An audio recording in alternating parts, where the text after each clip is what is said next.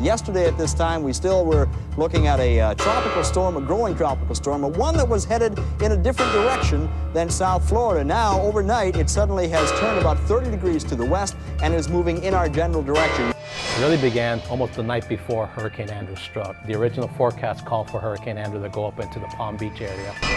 Today, it jogged just a little bit up to the north here, a little more northwest, and that's positioned today. That's when I started to realize the power of Hurricane Andrew and the impact it will have on our community. Overnight, it suddenly has turned about 30 degrees to the west and is moving in our general direction. I immediately reported to work that morning. And I remember calling Lanny that morning and saying, Lanny, can you tell me, what you see? And he goes, Manny, it's really bad. And I go, Lanny, I know it's bad, but can you tell me how bad is it? He goes, Manny, it's really, really bad. And I go, okay, Lanny, I get it. He goes, take a look around, Lanny. Tell me what you see. He goes, Manny, every single pole is down.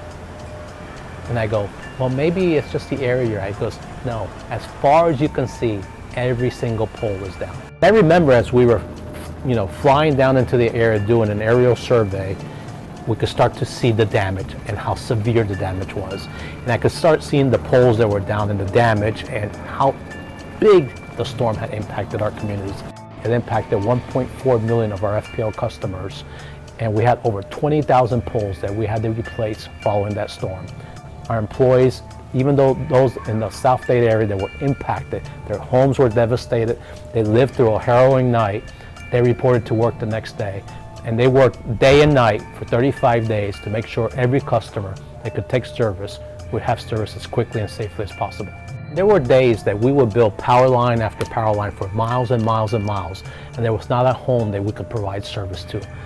Reality is, it changed the landscape of Homestead and this area forever, and it took many, many years for the community to recover. But we would build miles, and before we could find a house that could even accept service. So immediately after the storm, we had to come up with a good storm plan. Even though we have good plans, Andrew really was much more devastating than anything we had ever anticipated.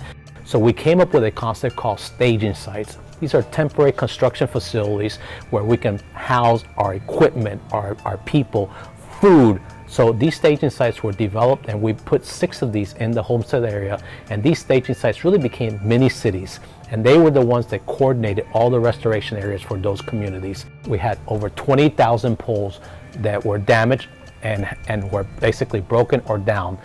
We had to replace all those poles in order to provide service to all our customers. It took us approximately 35 days to restore every single customer that could accept service.